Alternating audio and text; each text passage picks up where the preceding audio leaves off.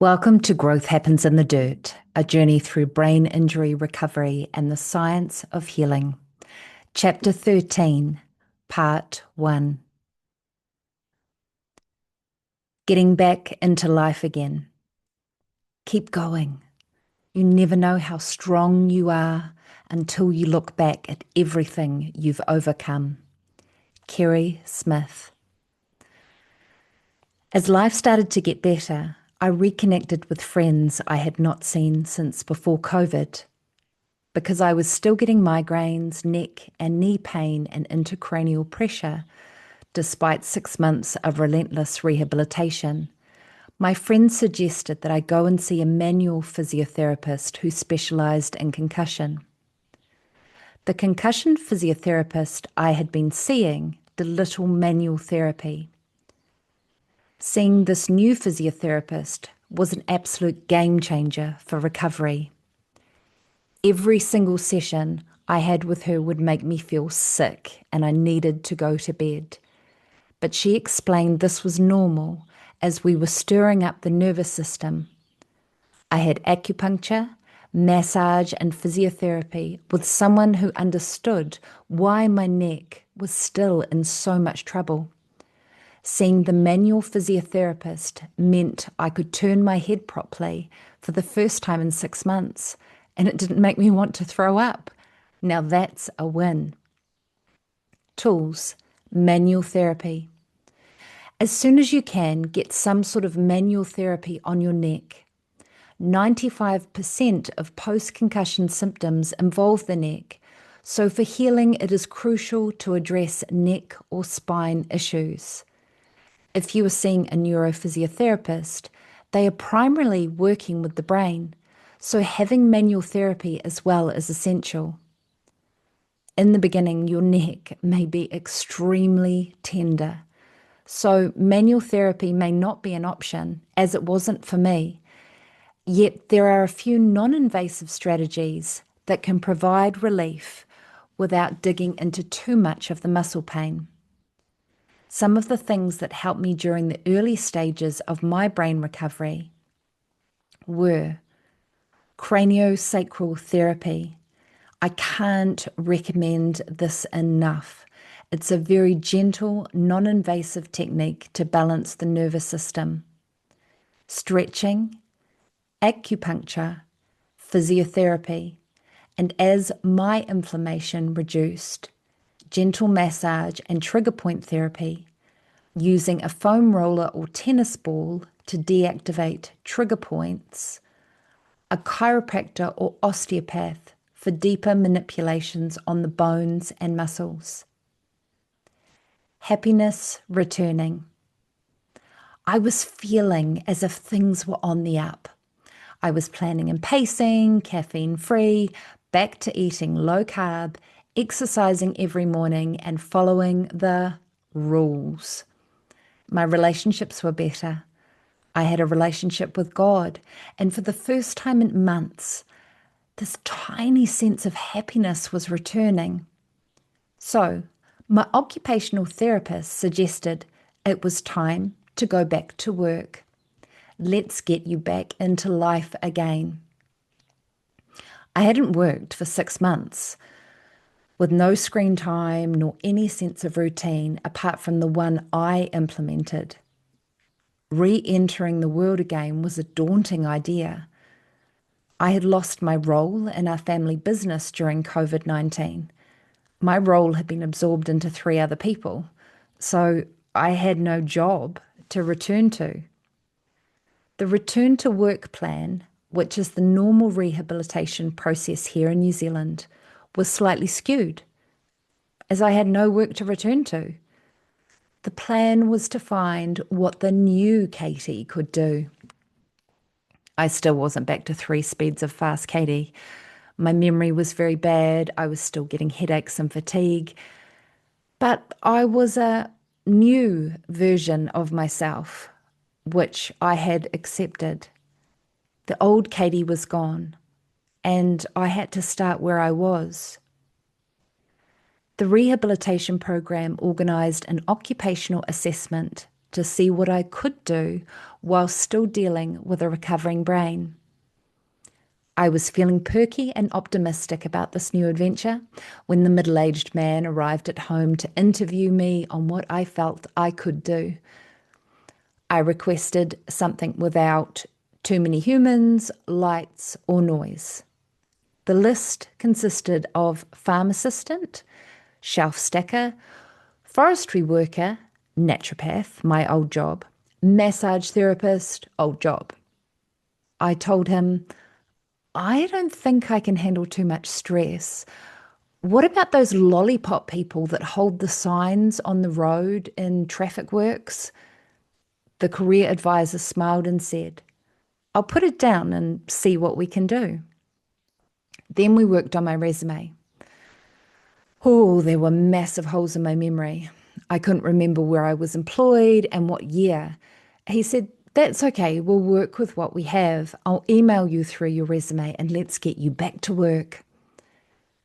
After he left, I went to bed at 11 a.m., exhausted with a headache, slept the rest of the day until the children arrived home. The next day, inspired by the idea of getting a job, I decided to create my own resume. I was ready to get back into the world, and lo and behold, in the newspaper was a perfect job for me. 20 hours a week, and I knew the boss from when I was working in our tourism business. I felt divinely led to apply, despite my ongoing symptoms. After I prepared my presentation, I emailed the boss personally to let her know my application was on its way to her inbox. Within minutes, I received an email back to ask if I was available for a phone call that day during her lunch break. Oh, of course I would love to chat. I'm not busy at all. I sat on the armchair in my lounge for at least an hour, waiting for the phone to ring. I pounced on the call excitedly at 1 p.m.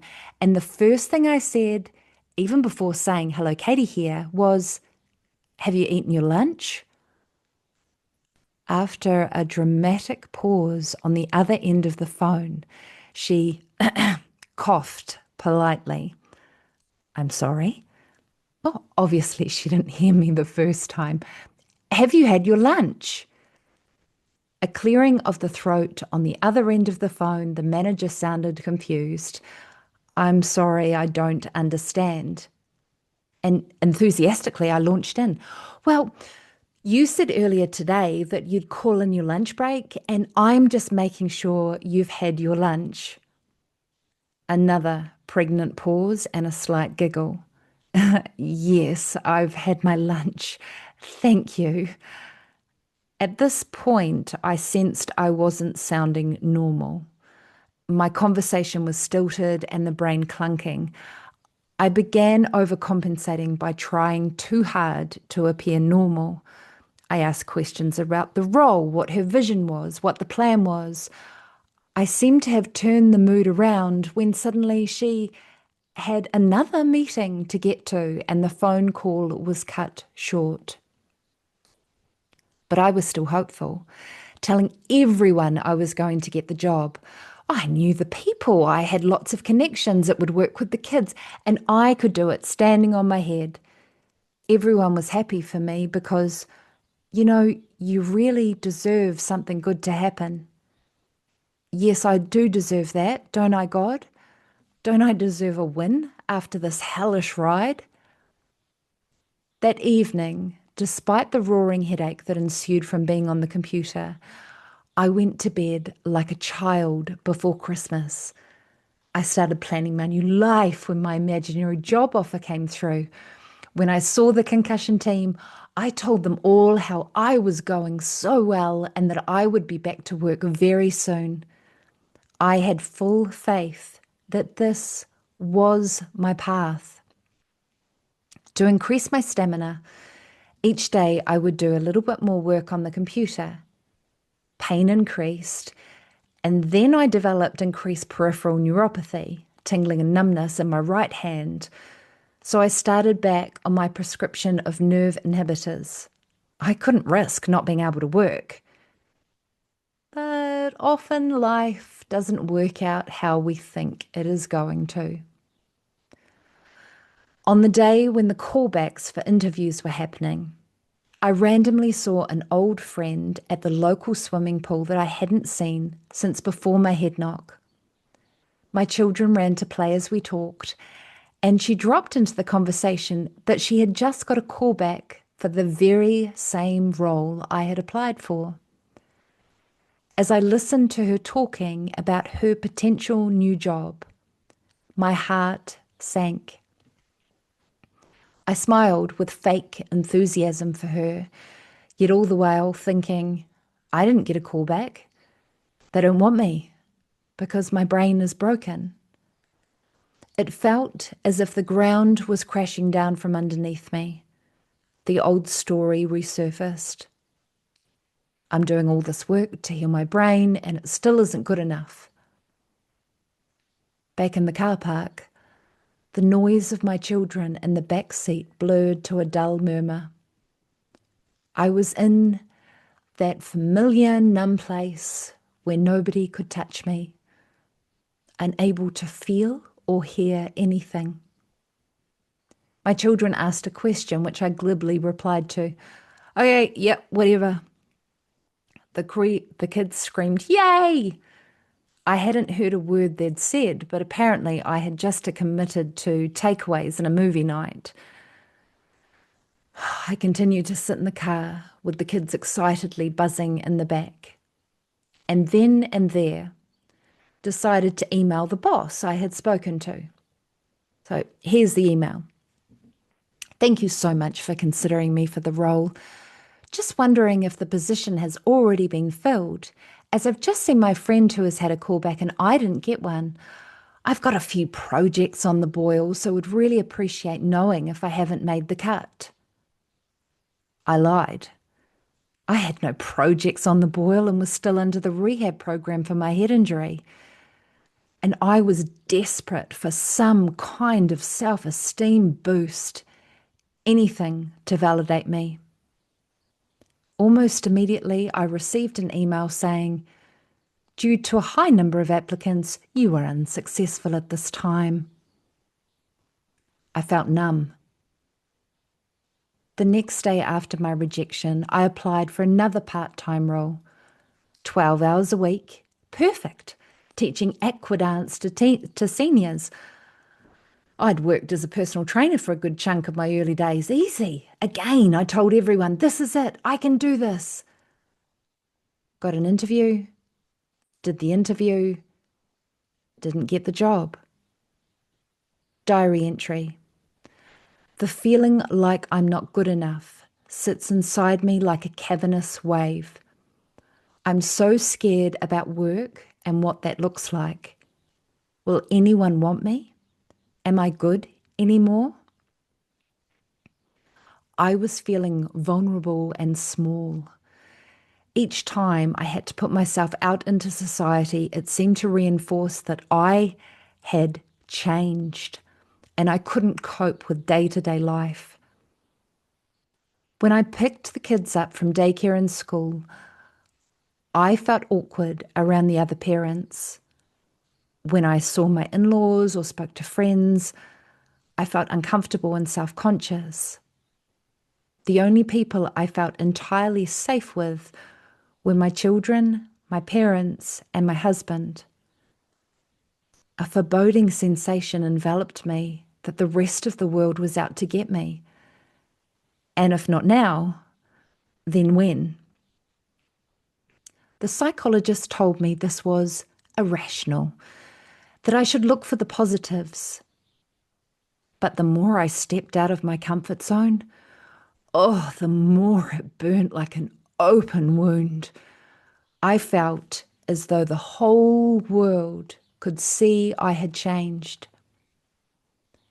With this new pressure of having to find a job, I found even the slightest change too much. If my husband's work hours changed, I got upset. If the day didn't go as planned, I'd get angry. If the kids wouldn't do as I asked, I would cry. The problem with identifying with one part of yourself is that you risk damaging all other parts for the sake of perfection.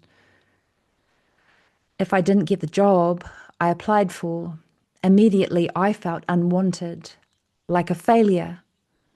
My anxiety around fitting back into the world again after the head injury hinged on this one thing: this being wanted by someone to employ me, to show I was enough. The thoughts were starting to spiral me towards the hole again, but the voice returned to my head. You are at the bottom. The only way is up.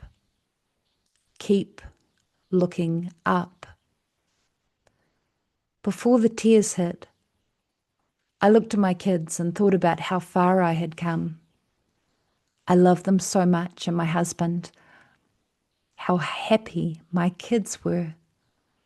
I'm a good mum. I thought of my husband and how our relationship had grown so much deeper since the head injury. Then this thought struck me. I am more than my resume. I knew I had put all my emotional eggs in one basket, yet a strong resolve came from it, that I was determined to never let anyone feel as low as I did again. Suddenly, with this new vulnerability, I felt a revelation about how the elderly feel, how disabled people feel, how the kids felt in the classes that I never struggled in. I understood the impact of not being good enough, being in that subset of society that don't make straight A's or have the perfect hair or brain, and it made me stronger. I didn't have to be perfect, and I never would be again. The superwoman ideal that I was struggling for before the head knock would never be my reality again. I couldn't even cope with the supermarket. But for the first time ever, I learned the importance of one foot in front of the other. Screw the 5-year plan, screw the affirmation bullcrap. My goal is to get through today with minimum impact on the people I love and maximum impact on being a kind human. Tools. The stages of grief. The pattern of illness is that we constantly look back to the past and grieve over who we were. The old identity, the old you, the person that seemed to have it all sewed together. The greater you were in the past, the more severe the journey of grief can be. Grief is known to occur in 5 stages. 1. Denial. In concussion, this may be the post-concussion stage where you start to notice issues and put it down to other things like stress. 2. Anger. We feel angry that this has happened to us. Many may think, there's not a God, or why is this happening to me? 3. Bargaining, where we start to try new strategies to deal with the concussion. This could be the rehabilitation phase. If I do this, I may feel better. 4. Depression. We look back at who we were, because the road to recovery can be hard, and feel a deep sense of loss that we are now different. 5. Acceptance, the most powerful stage. For any diagnosis, when we start where we are, we can truly heal, accepting that although our life and brain may be different, growth can happen in the dirt. It may not be the flowers you expect, but a new life will come out of your journey. Tool. Holding a funeral for who you were. This may sound dramatic, but it is a process that I created during my rehabilitation. I held my own funeral for the person I was, the ultimate ceremony for letting go of expectations based on the past. I knew that to heal, I had to let the person I was go. Let go of the high-powered version of myself to find peace. The past is gone, and no matter how you try, the new version of yourself will not be the same person that you were. I wrote myself a letter and burnt it, along with some photographs that represented the old me. I knew that it was time to start creating a 2.0 version. It was time to plant a new seed for the new life. Tools. Don't put all your eggs in one basket. A tool that can be extremely powerful when you start to reintegrate into society is making a list of your achievements. 1. Where have you improved since your head injury? And maybe your spirituality has improved. Your emotional connection has improved. You may find yourself more creative. Where have you improved? 2. What is going well in your life? And use the lowest point of your head injury as a comparison. 3. What have you learnt? 4. Who loves you? People I have met who have gone through TBIs have talked about the discrimination from people who know what they have experienced. There is a fear of being judged because their brain works differently. By not putting all your eggs in one basket, knowing your strengths in all areas of your life, you can hold on to your self-esteem when you start looking for jobs again. Tool, job hunting. A helpful exercise is to write out the following. 1. What am I passionate about? 2. What sort of hours would I like to work? 3. What kind of environment do I want to work in? 4. What kind of values do I want the company to have? Making it clear what can help you to navigate the job market. Remember that you are choosing them as much as they are choosing you. Despite your injuries, you are still capable of doing something, even if the role is smaller than you had before. And having purpose is a great way to build momentum. Tool, volunteering. Volunteering can be a fantastic way to start to integrate back into society again after your head trauma.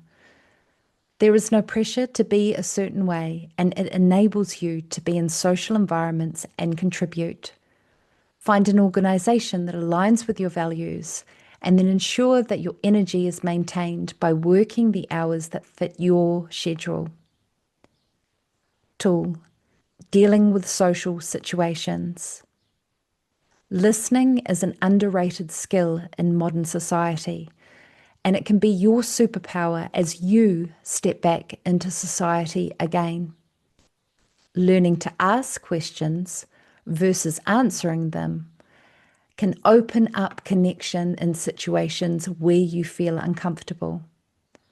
It may help you to make a list of conversation questions so that if you find yourself stuck, you can revert to these questions as a default.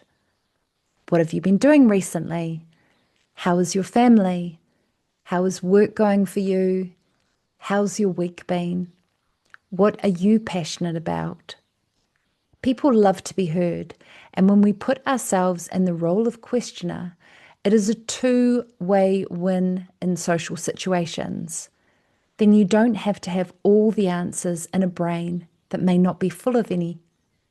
On the flip side, if you find after your head injury you have a blabbermouth, which can happen, learning to close it and listen is also a gift. Press your tongue to the roof of your mouth when you're in social situations and learn to breathe deep into your belly to calm down the incessant thoughts. Really trying to see the person across from you instead of interjecting when your brain starts to rattle off. Another thing I would add for dealing with social situations, if you have had a brain injury, is to be open and honest about what happened to you. If you are finding it hard to listen or even hard to talk, or your symptoms are being triggered, you can say, I had a brain injury. I'm just integrating into society again. So this is a little bit difficult for me. People tend to have more empathy when they understand what is happening for you. Thank you for listening to Chapter 13 of Growth Happens in the Dirt. We're nearly finished, people. And if you want a copy of my book in paperback, it is on Amazon and also in Kindle. I hope this helps you or members of your family.